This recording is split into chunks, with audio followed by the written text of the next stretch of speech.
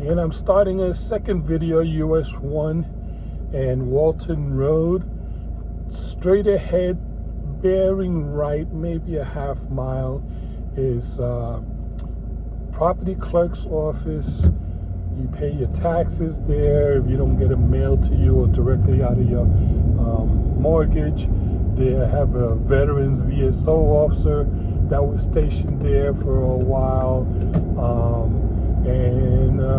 Here more businesses going northbound. Bank of America, Perkins. This is called Eastport Plaza. If you're looking at it on the map, plenty of places to eat.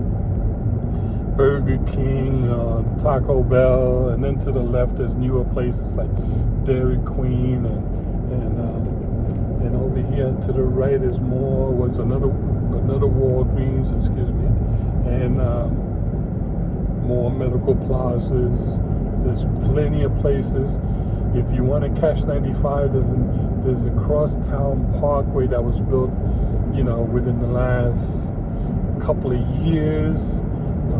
I'll have to get back to you on a date, but it is something new that it rivals Port St. Lucie Boulevard as far as alleviating traffic. A lot of people like it because it's a brand new road, less traffic lights as opposed to Port St. Lucie Boulevard heading east. Since you have so many businesses and you do have some homes there, the speed limit is limited to 45, I believe.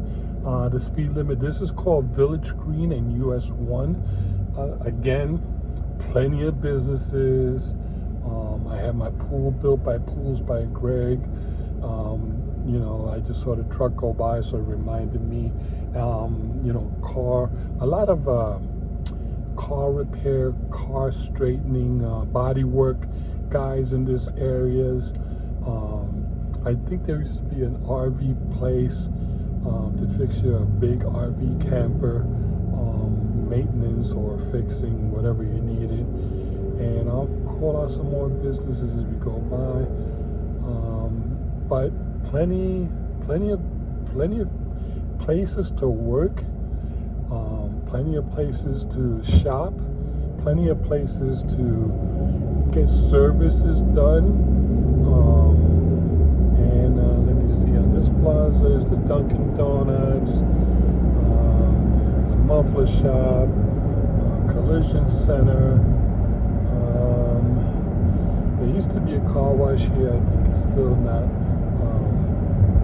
It hasn't been repurchased, but there's a lumber and hardware. On the left is another development to buy more stores to shop. Obviously, everything, racetrack on the right. On the left is developments to move in. This is Savannah Club. It's 55 community, and it says golf club. Aldi's, if you're into those kind of stores, a hot tub and a swim place, coastal flooring, just a ton of business here. It's not a sleepy town. There's plenty, Sherwin-Williams, there's plenty to keep you busy. Propane obviously is real popular down here. A lot of the stoves are electric. But some people do get the propane for their gas stoves or their pool heaters or their supplies. This is just another one of those Spanish lakes I was telling you about. I think the sign said places for like $190,000. I'll have to double check to see what that consists of. But I know my friend had a 3-bedroom, 2-bath place. Best Western location here in Port St. Lucie. Now we are approaching Prima Vista Boulevard, straight ahead, and that's a major intersection.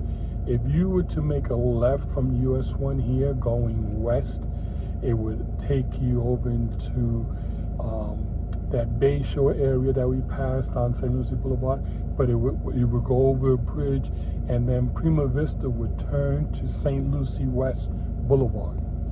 So Port St. Lucie has a Port St. Lucie Boulevard, and it has the St. Lucie West Boulevard.